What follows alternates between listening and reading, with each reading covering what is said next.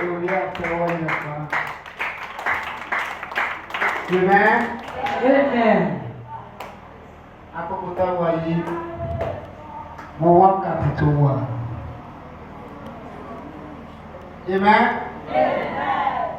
Gbogbo ẹni tó jókòó tàbí tó sùn.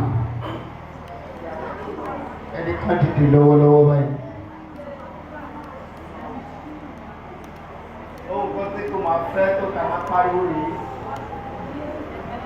Ẹ jẹ́ kí gbogbo èso àti gbogbo ènìyàn.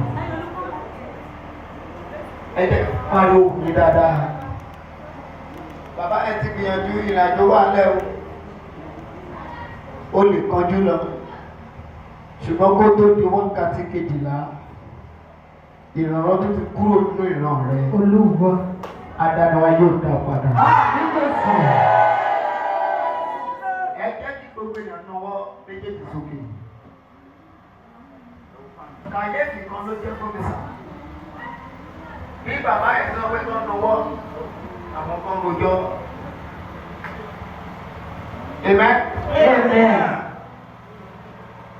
Ẹjọ́ táwọn ọ̀pọ̀lọpọ̀ ń lò láì mọ̀ pé ẹjọ́ gidi gan ni ó lò ní 2024 àti 2025.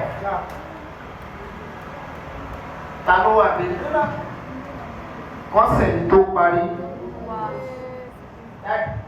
Arígbójú kò pé kò wò pé ṣé lóòótọ́ 2024 náà ti parí. Ẹni tó bá ronú jinlẹ̀ àwọn tó yẹ kí ó ṣe nínú ẹ̀. Ta ló wà bí oníṣẹ́ ẹ̀kọ́ èmi jẹ́ láàárọ̀? Ẹ kà náwó yẹn àbí ọmọ. Ẹ jẹ́ ká pariwo yìí. Ayọ̀ ni mo fi bẹ̀rẹ̀. Ẹ̀fẹ̀ lájà. Ayọ̀ ni mo fi bẹ̀rẹ̀.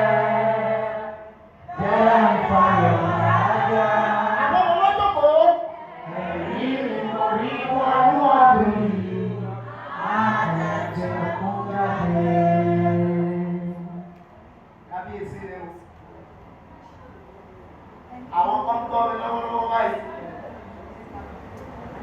Àwọn kan ti takú láti ẹ̀kan pé bàbá ṣàlẹ̀ ní gbòòrò. Ohun jáde báyìí. Àṣẹ tẹ̀lé fẹ́ni tí ò jókòó lórí àdúrà. Kó o tó mú 2025, àṣeyọrí dé bá ọ.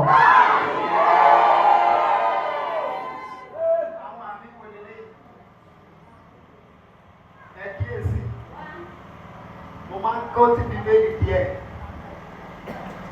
Àmọ́ àmì kan ní mo kàrí wípé àwọn kan wá láti ilé báńgà. Àwọn kan wá láti mutí. Báńgì. Àwọn kan pé ọtí wá. Bọ́lá síta ń kọ́. Ẹ kí èsì sà. Sorry. Àwọn yẹn wọn ò rí òkú ọdún lò. Ṣé ẹ ti bínú? Ẹ kàn lọ ní àmì àkíyèsí. Ó ti fàyọ̀ bẹ̀rẹ̀ báyìí. Ọlọ́pàá. Kó o tó mú 12. Kó o tó mú wá, mo gbàdúrà aláṣeyọrí ayé ẹ ó máa dé bá ọ. Ẹgbẹ́ sí àwọn àmì kan tí nìkí máa nílò lélẹ̀. Authority ni wọ́n ń pè gbọ̀ngàn táwa yìí. Ẹ jẹ́ kí gbogbo èèyàn nawọ́ méjèèjì. Bó o bá nawọ́, bẹ́ẹ̀ làánú yẹn máa ṣe rìn. Ẹ kàn pariwo olóore èmi ọdún 2025. Olóore èmi ọdún 2025. Ẹni pé kò yé wọn. Ẹ kí èsì sà.